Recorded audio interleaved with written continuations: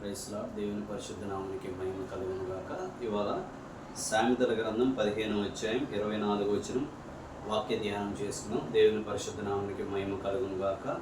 క్రిందనున్న పాతాళమును తప్పించుకొనవలనని బుద్ధిమంతుడు పరమునకు పోవు జీవమార్గం నడుచుకొనును అని రాయబడింది. క్రిందనున్న పాతాళమును అనగా, పాతాళం అనగా నరకం. అది క్రిందనున్న పాతాళం అనగా మన పాదముల క్రిందే ఉందన్నమాట ఆ నరకం అనేది. ఆ పాతాళాన్ని నరకాన్ని తప్పించుకొనవలనని బుద్ధిమంతుడు పరమునకు పోవు జీవమార్గం నడుచుకొని రాయబడింది. జీవమార్గం అనగా యేసు చెప్పెను, నేనే మార్గం, నేనే సత్యం, నేనే జీవం అని రాయబడిన ప్రకారం జీవానికి వెళ్ళటానికి మార్గం యేసే. ఆయన యందు విశ్వసించిన వారు జీవమార్గంలో ఉన్నారన్నమాట. దేవుని పరిశుద్ధ నామమునికి మహిమ కలుగును గాక. క్రిందనున్న పాతాళం తప్పించుకోవాలి అంటే ప్రభువైన యేసు వలనే ఇది సాధ్యం అన్నమాట. దేవుని పరిశుద్ధ నామమునికి మహిమ కలుగును గాక. ఎందుకంటే ఈ లోకములో అనేక విధములుగా పాపాలనేది మనుషులు చేయడం అనేది జరుగుతుందన్నమాట. నోటి మాటలతోటి, చూపులతోటి, చేసే పనులతోటి, చేతలతోటి రకరకాలుగా పాపం చేయటం అనేది జరుగుతుందన్నమాట. ఈ లోకములో మన ఇష్టానుసారంగా జీవించి, ఈ లోకంలో పాపం చేసి, మన అతిక్రమాలని చేసి, మన ఇష్ట ప్రకారం జీవించి చనిపోతే వెళ్ళేది ఎక్కడికో కాదు, క్రిందనున్న పాతాళానికి వెళ్ళడం అనేది జరుగుతుందన్నమాట. నేను సందేహం కలగవచ్చు, క్రింద పాతాళం ఉందని ఎలా చెప్పగలరు అని అనుకుంటున్నారేమో. ఒక దినం ముందు నేను ఆయన సన్నిధిలో ఉండి ప్రార్థన చేసేటప్పుడు ఒక దర్శనం అనేది నాకు కలిగిందనమాట. ఆ దర్శనంలో నేను ప్రార్థన చేస్తున్నప్పుడు ప్రభు నా పక్కన నిలిచి నా భుజం మీద చేయి వేయగా నేను నిలబడ్డాను. నిలబడగా క్రిందకి లిఫ్ట్లో వెళ్తున్నట్టు కింద భూమి కిందకి వెళ్ళడం అనేది జరిగిందనమాట. ఆ దర్శనంలో వెళ్ళడం అనేది జరిగిన తర్వాత అంత చీకటిగా ఉంది. తీరా కిందకి వెళ్ళిపోయేసరికి ఒక లోకం అనేది ఉంది. అది అంత అగ్నితో నిండుకుని ఉంది, మంటలతోటి అనమాట. అక్కడ చాలామంది నిలిచి ఉన్నారన్నమాట. ఆ మంటల్లో కాలత, ఏడుస్తూ, బాధపడుతూ, కేకలు వేస్తూ ఉన్నారన్నమాట. ప్రభు నా పక్కన నిలిచి ఉన్నాడు కాబట్టి ఆ దర్శనంలో వారిని చూడటానికి కూడా ఆయన ఇష్టపడలేదు. ఎందుకంటే ఈ లోకంలో ఎవరి ఇష్టానుసారంగా వాళ్ళు జీవించి పాపం చేసి చనిపోయి ఉన్నారు కాబట్టి ఆయనకి అవకాశం ఇవ్వలేదు కాబట్టి ఆయన వారి ముఖాలు చూడటానికి కూడా ఇష్టపడటం లేదు. ప్రభా వీరికి మరొక అవకాశం లేదని కనికరం కలిగి వారి మీద నాకు, ప్రభా వీరికి మరొక అవకాశం లేదా అని చెప్పి నేను అడిగినప్పుడు, భూమి మీద ఉన్నప్పుడే ప్రాణము, శరీరం, ఆత్మ కలిగి నాకు అవకాశం ఇస్తే తప్ప నేను ఇక్కడికి వస్తే నేను ఏం చేయలేను అన్నాడు. ఆయన సర్వలోకాన్ని రక్షించగల శక్తి, సామర్థ్యం కలగ దేవుడు. ఆయన ఆ మాట అన్నాడంటే అక్కడికి పోతే తప్పించడం అనేది అది ఎవరి వల్ల కాదని నాకు అర్థమైంది అన్నమాట.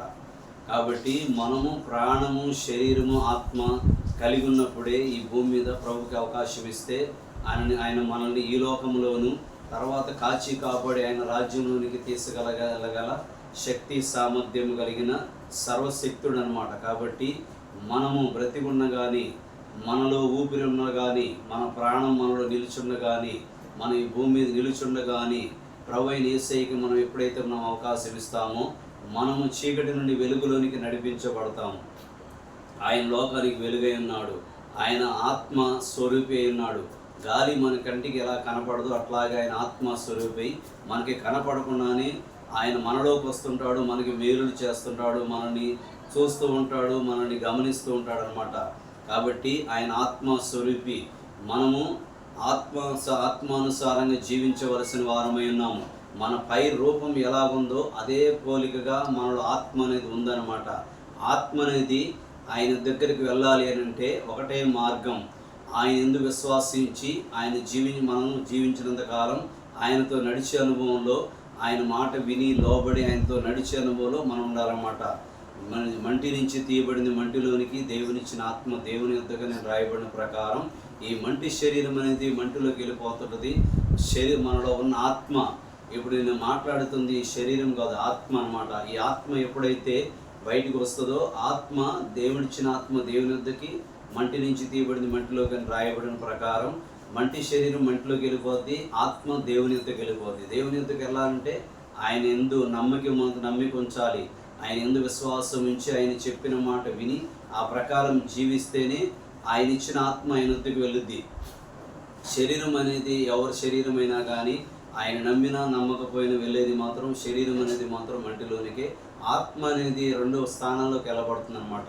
ఒకటి, ఆయన యందు విశ్వసించి ఆయన చెప్పిన మాట ప్రకారం విని ఆ ప్రకారం జీవిస్తే ఆయన ఇచ్చిన ఆత్మ ఆయన వద్దకి, ఆ ప్రకారం చేయకుండా మనిష్టానుసారంగా జీవిస్తే మరొక స్థలానికి అనేది ఆత్మ అనేది వెళ్ళడం జరుగుతుంది అనమాట. అదే క్రిందనున్న పాతాళం అన్నమాట. అగ్ని ఆరదు, పురుగు చావదని రాయబడింది. అగ్ని ఆరదంటే పాతాళంలో అగ్ని అనేది ఆరిపోదు. పురుగు చావదంటే ఆత్మ చావదు, ఆత్మకు చావు లేదు. ఆత్మ అనేది ఆ అగ్నిలో కాలుతూ నిత్యం కేకలు వేస్తూ చేసిన పాపాలను బట్టి అక్కడ శిక్ష అనేది అనుభవించడం అనేది జరుగుతుంది అనమాట.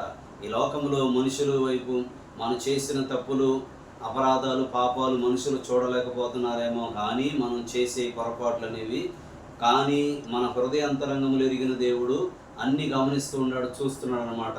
కాబట్టి ప్రతి ఒక్కటి మనం ఈ లోకంలో చేసే ప్రతి ఒక్కటి ఆయన రికార్డ్ అయి ఉంటుంది అనమాట.